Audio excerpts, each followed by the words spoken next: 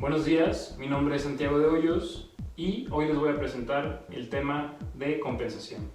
En primer lugar, tenemos que comenzar por los antecedentes. En Roma teníamos que la compensación era una forma de extinguir las obligaciones ope exceptionis. Esta forma de extinguir las obligaciones solo era aplicable para los juicios de buena fe, que eran aquellos que versaban sobre contratos de buena fe.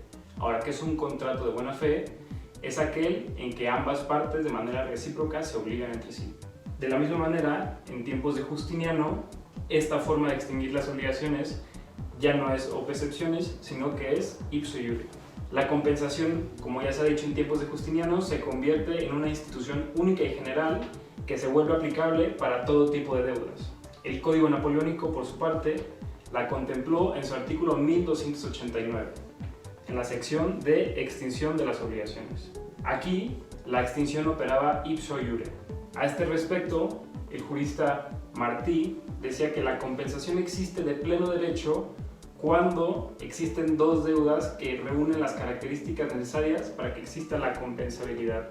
En el BGB, a diferencia del Código Napoleónico, la compensación ya no opera de pleno derecho, sino que tiene que ser invocada por alguna de las partes. Por su parte, el Código de 1884 de México establece que la compensación opera por ministerio de ley y que su principal efecto es la extinción de las obligaciones. El Código de 1988 de la misma manera lo regula en título quinto relativo a la extinción de las obligaciones. Una vez dichos los antecedentes, es importante definir el concepto. Y para esto hay que preguntarnos qué es la compensación. Bueno, la compensación es una causa de extinción de las obligaciones que se presenta por ministerio de ley cuando dos personas tienen el carácter de deudor y acreedor recíprocos por deudas que son tanto líquidas como exigibles, consistentes en bienes fungibles de la misma especie y calidad. Esta definición, que ya se ha dicho, se desprende de los artículos 2185, 2186 y 2187 del Código Civil de la Ciudad de México. Por su parte, el artículo 2185 establece que tiene lugar la compensación cuando dos personas reúnen la calidad de deudores y acreedores recíprocos. Como se puede observar en esta figura, este artículo hace referencia a los sujetos en la relación. Por su parte, el 2186 establece que el efecto de la compensación es la extinción de las obligaciones. Entonces, el 2186 se puede decir que complementa la definición en cuanto que nos proporciona el principal efecto que tiene la compensación. Por su parte, el 2187 establece que la compensación opera entre aquellas deudas que consisten ya en una cantidad de dinero o en bienes fungibles que sean de la misma especie y calidad. Siguiendo adelante con el tema, es importante preguntarnos qué utilidad tiene la compensación. Y es que a este respecto se puede decir dos puntos importantes. El primer efecto es que cada uno de los sujetos dentro de la relación jurídica tienen por extinguido su crédito. En segundo lugar, se puede decir que ambas partes tienen garantía de cumplimiento en vista de que la extinción de la obligación no se hace depender directamente del pago, sino que se da por ministerio de ley. Por muchos autores la compensación es considerada como una manera de pago abreviado. Sin embargo, esto no es correcto. A este respecto, autores como Lazard establece que realizar dos pagos es antieconómico. Incluso menciona que esta figura es algo que se observa desde los niños chiquitos. Cuando uno le dice a otro, yo te debo y tú me debes, bueno, ya no nos pagamos. Siguiendo adelante, para que opere la compensación es necesario que se reúnan 5 requisitos principales. En primer lugar, tenemos la reciprocidad. La reciprocidad se debe entender a la luz del artículo 2185, mismo que ya ha sido mencionado anteriormente, y hace referencia a la calidad de los sujetos dentro de la relación jurídica. Ambos deben de ser acreedores y deudores entre sí, es decir, de manera recíproca. En segundo lugar, tenemos la fungibilidad. Aquí podríamos preguntarnos, ¿y qué es una obligación fungible? Sobre la fungibilidad, ya hemos mencionado el artículo 2186 del Código Civil de la Ciudad de México. A este respecto hemos dicho que cuando se trate de bienes fungibles, para que opere compensación, estos tienen que ser del mismo género, especie y calidad. En tercer lugar, tenemos la liquidez de las deudas. Y ahora, a este respecto, podríamos preguntarnos, ¿qué es una deuda líquida? Para esto tenemos el artículo 1289 que establece y define lo que es una deuda líquida. Sin embargo, antes de entrar de fondo en el artículo, es importante mencionar la opinión de juristas como Salvat, que establecían que la fungibilidad de una deuda existía cuando se trate de una deuda que es cierta en cuanto a su existencia y que esté determinada en cuanto a su cantidad. Es decir, dos requisitos para que exista la compensación, para que exista la fungibilidad según Salvat. No obstante lo que dice Salvat, nuestro código ha decidido establecer otro criterio totalmente diferente. Nuestro código ha optado por una forma diferente de definir la fungibilidad y ha dicho que son fungibles aquellas deudas que son determinadas o que pueden ser determinadas dentro de los próximos 9 días. De la lectura de este artículo podemos hacernos varias preguntas. La primera, sin duda, es preguntarnos por qué el legislador escogió 9 días y no 8 o 10, por ejemplo. El Código de García-Goyena nos da a entender el plazo de 9 días a la luz de un orden procesal, ya que 10 días era el plazo que se daba para el emplazamiento. En cuarto lugar, tenemos la exigibilidad. El artículo 2190 señala a este respecto que es exigible aquella deuda cuyo pago no puede rehusarse conforme a derecho. Por último, tenemos el quinto requisito que hace referencia al mismo lugar de pago.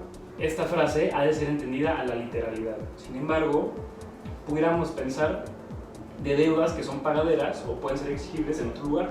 Y sobre esto preguntarnos, ¿estas deudas son exigibles? El artículo 2204 del Código Civil de la Ciudad de México contempló este supuesto y establece que las deudas pagaderas en otro lugar pueden compensarse mediante indemnización que contemple los gastos de transporte o del lugar de pago. De manera breve, es necesario hablar de la embargabilidad en la compensación. Y en cuanto a su embargabilidad, podemos decir que la compensación no puede recaer sobre bienes inmuebles que sean inembargables.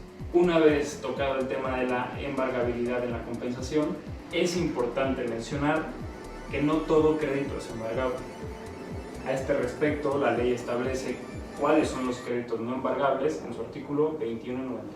Ejemplos de esto pudieran ser aquellos créditos a los que una de las partes hubiera renunciado, las deudas que nacen de los fallos condenatorios, si una de las deudas procede de salario mínimo, entre otras muchas. Además de los supuestos contemplados en el artículo 2191, la ley establece en sus artículos 2193 y 2195 un par de supuestos más de créditos que no pueden ser sujetos a compensación. Entre estos se encuentran los títulos pagaderos a la orden y establece una regla importante, en el sentido de que la compensación jamás puede operar en perjuicio de derechos de terceros. Pasando al siguiente punto del tema, es importante mencionar cuáles son los efectos de la compensación. La compensación tiene como principal efecto el extinguir las obligaciones, pero no solo esto, extinguir la menor de ellas y la mayor de ellas hasta el importe de la menor. Posteriormente es importante mencionar que la compensación, que es regulada en el Código Civil mexicano, establece una particularidad. En su artículo 2194 es importante recalcar la frase que dice el que paga un crédito compensable. Y es que no habíamos dicho que la compensación opera por ministerio de ley. Bueno, autores han abocado al estudio de la contradicción aparente que puede existir aquí. Autores como Casux y Trigo nos dicen que la compensación opera de pleno derecho. Es decir, que en el momento en que se reúnen las circunstancias para que exista compensación, las obligaciones se extinguen. Autores como Martí han empleado argumentos históricos para desglosar esta contradicción y han dicho que en Francia hubo un error en la traducción respecto del derecho justinianeo, ya que en el derecho justinianeo hemos dicho que la compensación operaba de pleno derecho, es decir, ipso iure. Ahora, ¿qué es ipso iure? Bueno, en el derecho justinianeo de pleno derecho se entendía en el sentido de que no se requería formalidad alguna para exigir que se realizara la compensación. Por su parte, el Código Napoleónico, al adoptar las disposiciones del derecho justinianeo, decidió traducir ipso iure a por ministerio de ley. Es por esto que en algunas fracciones del código podemos encontrar y podemos entender que la compensación se extingue cuando se dan las circunstancias y que uno como parte no tiene que hacer nada. Sin embargo, el sentido original de la compensación era otro. No era que se extinguiera por reunirse ciertas características dentro del supuesto hecho, sino solamente se daba un beneficio a las partes en el sentido de que no tenían, y la ley no lo requería con ninguna formalidad para invocarla. Podríamos preguntarnos también si es renunciable o no la compensación.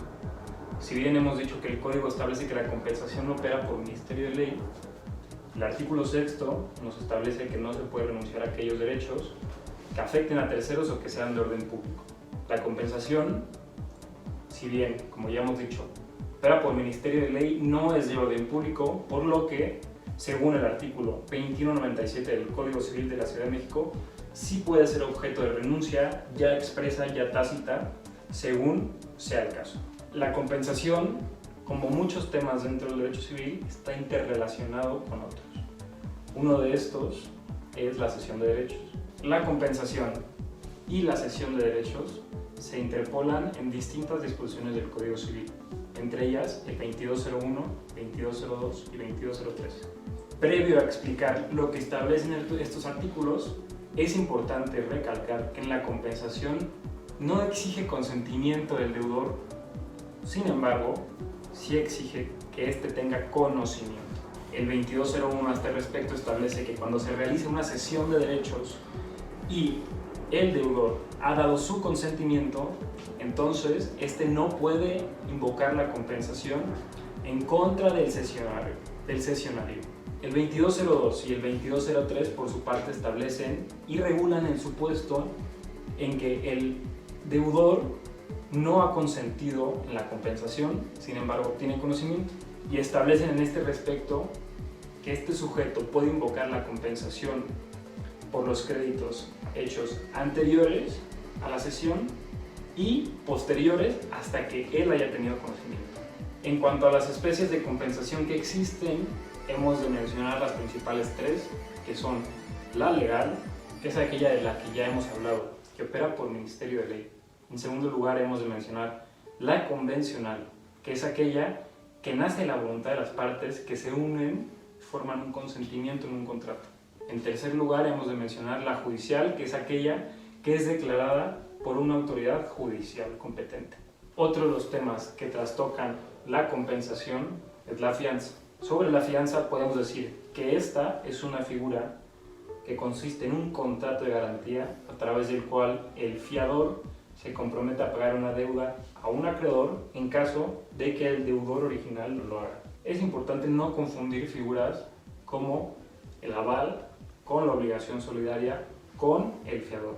En una relación jurídica en la que existe un acreedor, un deudor y un fiador, el Código regula algunos supuestos en sus artículos 2198 y 2199 sobre cómo puede y cuándo puede operar la compensación. En su artículo 2198 establece que el fiador no puede invocar la compensación hasta que el acreedor no le haya demandado a él el pago. El artículo 2199, por su parte, y con el fin de proteger al fiador, establece que el deudor no puede invocar la compensación entre deudas que existan entre el fiador y el acreedor para extinguir su obligación. La compensación, por su parte, también se puede estudiar dentro del tema de las obligaciones solidarias. El artículo 1991 del Código Civil de la Ciudad de México, en materia de obligaciones solidarias, establece que la compensación que es invocada por un acreedor solidario con cualquiera de los codeudores extingue la obligación. En artículos como el 1991 también se puede observar la misma contradicción que ya hemos mencionado previamente. La ley de entender una cierta forma de pacto que puede existir entre las partes y que puede llevar a la compensación. No obstante, la ley en otras diversas disposiciones establece que la compensación opera por ministerio de ley.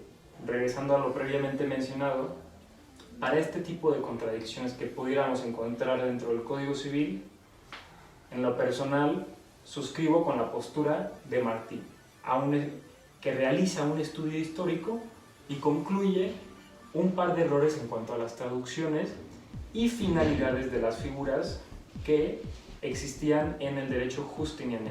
Dicho lo anterior, podemos dar por concluida la sesión del día de hoy. Espero haya sido de su agrado y hayan adquirido múltiples aprendizajes. Que tengan un buen día.